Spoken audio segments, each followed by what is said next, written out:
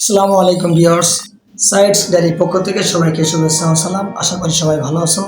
আমিও আলহামদুলিল্লাহ তোমাদের দোয়ায় ভালো আছি।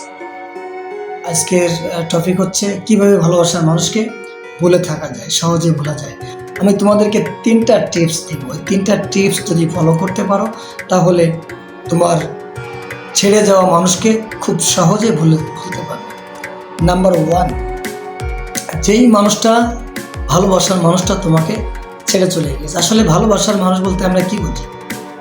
মনের আদান প্রদান যখন হয়, দুটি মনের যখন মিলন হয়, তখন একটা ভালোবাসার সৃষ্টি হয়, তাই না? যে সুখে দুঃখে পাশে থাকবে সেই তো ভালোবাসার মানুষ। তো যে তোমাকে ছেড়ে চলে গিয়েছে সে তোমার ভালোবাসার মানুষ কখনো হতে পারে না, তাই না?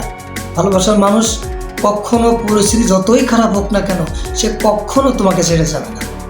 সে যদি তোমাকে ভালোই বাসতো তাহলে তোমাকে ছেড়ে গেল কেন? তুমি তোমাকে বোঝাও। তুমি তোমাকে যতটা সহজে বোঝাতে পারবে, অন্য কেউ তোমাকে এত সহজে বোঝাতে পারবে না। অন্য মানুষের বোঝালে মনের ভিতরে আরও বেশি খারাপ লাগবে। তুমি তোমাকে বোঝাও, আর তুমি তোমার সবথেকে বন্ধু, আপনজন। ঠিক আছে? বিপদে পড়লে আপনজনও পাশে থাকে না, নিজেকে নিজে বোঝাতে হবে। যে নিজেকে নিজে বোঝাতে পারে সে জীবনে অনেক বড় কিছু হতে পারে। ঠিক আছে? কথায় আছে না, বিবেক হচ্ছে পৃথিবীর শ্রেষ্ঠ আদালত। তুমি তোমার বিবেককে প্রশ্ন করো। সে যদি তোমার ভালোবাসার মানুষ হতো তাহলে তোমাকে ছেড়ে দিত না। সে একটা ফ্যাক মানুষ ছিল, সে রিয়াল মানুষ ছিল। তোমাকে ছোট্ট একটা উদাহরণ দিই। একটা উদাহরণ হচ্ছে, একটা মনে করো একটা ফ্রিজের দোকান। ফ্রিজে 10%, 15% ডিসকাউন্ট থাকে, তোমরা হয়তো অনেকে জানো।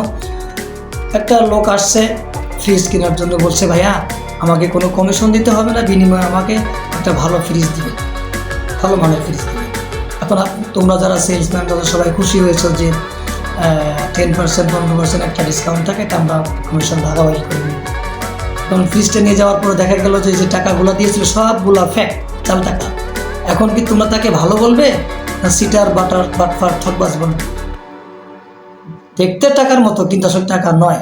তেমনি তোমার ভালোবাসার মানুষ ছিল, কিন্তু সে আসলে তোমার ভালোবাসার মানুষ কখনো ছিল না। ওই জাল টাকার মতো, দেখতে টাকার মতো কিন্তু আসলে টাকা নয়। তেমনি তোমার ভালোবাসার মানুষ নামে মাত্র ছিল, সে কখনো ভালোবাসার মানুষ ছিল না। এটা চিন্তা করো, নিজেকে বোঝাও, সে কখনো ভালোবাসার মানুষ ছিল না। এটা চিন্তা করলে তোমার তার প্রতি ঘৃণা আসবে। নাম্বার 2, তোমার বাপ মা তোমাকে ছোট্টবেলা থেকে অনেক কষ্ট করে লালন পালন করেছে। তোমার বাপ মার মনে একটা স্বপ্ন থাকে যে আমার ছেলে বড় হবে, বড় হয়ে সংসারে হাল ধরবে। এবং তোমারও একটা স্বপ্ন ছিল যে বড় হয়ে কেউ ডাক্তার, ইঞ্জিনিয়ার হবে, তাই না? ইঞ্জিনিয়ার হবে কেউ, মনে করো যে ডাক্তার হতে গেলে সায়েন্স নিয়ে লেখাপড়া করতে হয়। তো তুমি 9 থেকে সায়েন্স নিবে, এটা তোমার পরিকল্পনা। তুমি যখন ছোট্ট ছিলে তোমার নিজে হাঁটতে কষ্ট হতো, অথচ তার থেকে বইয়ের ওজন বেশি ছিল। এই 10 বছর 15 বছর ধরে তুমি যে একটা স্বপ্ন বুকে নিয়ে সামনে এগোচ্ছ, আর মাঝখানে একটা ভুল মানুষ এসে তোমার পুরো জীবনটা নষ্ট করে দিতে পারে না, এটা হতে পারে না। তুমি মনে করবা সে একটা ফ্যাক মানুষ ছিল, সে তোমাকে ভালোই বাসেনি। ঠিক আছে? তো তেমনি এই জিনিসগুলো তুমি মাথায় যদি নিতে পারো তাহলে তুমি তাকে খুব সহজে ভুলতে পারবে। নাম্বার 3, আগে নিজেকে ভালোবাসো। নিজেকে যে ভালোবাসতে পারে না, পৃথিবীর কেউ তাকে ভালোবাসতে পারে না। ঠিক আছে? আর একটা কথা হচ্ছে, তুমি অনেস্ট ছিলে, তুমি রাইট ছিলে, এটা তোমাকে প্রমাণ করতে হবে। এটা কেন বললাম? কোনো মানুষ তার কখনো ছেড়ে দিতে গেলে তখনও তার প্রতি একটা অভিযোগ আনে যে ও এরকম খারাপ ছিল, ও এরকম নেশা করতো, হ্যাঁ, ও একটা অপদার্থ, ও মানুষের সাথে এক ভালো ব্যবহার করতে পারে না। তারপরে ওকে যদি আমি জীবনসঙ্গী করি তো আমার জীবনে একটা অভিশাপ হয়ে যেত। এই চিন্তা ভাবনা করে সে তোমাকে একটা অভিযোগ দিবে, অভিযোগ দিয়ে সে চলে যাবে। এখন তুমি যদি তার কথা চিন্তা করতে করতে নিজেকে শেষ করে দাও। আসলে ভালোবাসার মানুষকে চাইলেই সহজে বলা যায় না। তোমার ভালোবাসা রিয়াল ছিল আমি জানি, কিন্তু তার ভালোবাসা তো রিয়াল ছিল না। তো তোমাকে সঠিক প্রমাণ করতে হলে তোমাকে শক্ত হতে হবে। তুমি যদি ভেঙে পড়ো তাহলে ও বলবে যে আমি সঠিক সিদ্ধান্ত নিয়েছিলাম। ঠিক আছে? ও ওর সঙ্গে থাকলে আমার জীবনটা মাটি হয়ে যেত। আর তোমাকে তাকে ভুল প্রমাণ করতে হবে না, তুমিই রাইট ছিলে। তোমার ভালোবাসার ভিতরে কোনো গুণ ছিল না এবং তুমি অপদার্থ নয়। তুমি যে পারো সেটা তোমাকে প্রমাণ করতে হবে। তোমার ভিতরে আগুন আছে, আগুন, যে আগুন ঘরবাড়ি পোড়ায় না, যে আগুন বাগানে ফুল ফোটায়। আমি শুধু তোমাদের ওই আগুনে কোনো কিছু দিয়ে ধরিয়ে দিয়ে যায়, ওই আগুনে তোমাদের বাগানে ফুল ফুটবে।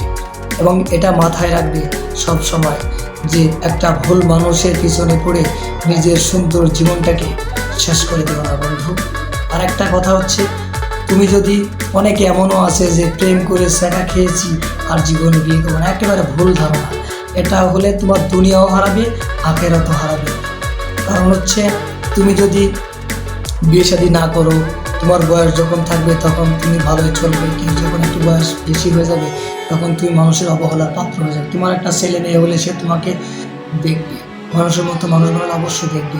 এবং মুসলিম যদি হয়ে থাকো তাহলে তুমি মারা গেলেও তোমার কবর পাশে গিয়ে তোমার ছেলে যদি দোয়া করে, কবর আজাব মাফ হয়ে যাবে। অতএব ওই ভুল মানুষ শেষ চিন্তা করে নিজের জীবনটাকে শেষ করে দিও না। আশা করি তোমরা আমার কথাগুলো অক্ষরে অক্ষরে পালন করবে এবং সে ভুল মানুষটাকে ভুলে যাবে। যদি একবারে না বোঝো, বারে বারে রিপিট করে শোনো আমি কি বলতে চেয়েছি।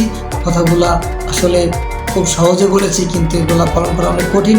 কিন্তু মানুষ পারে না এমন কোনো কাজ নেই, কাজটা অনেক কঠিন কিন্তু করা সম্ভব। এরকম মনোবাসনা মনের মধ্যে থাকলে সব কিছু সম্ভব।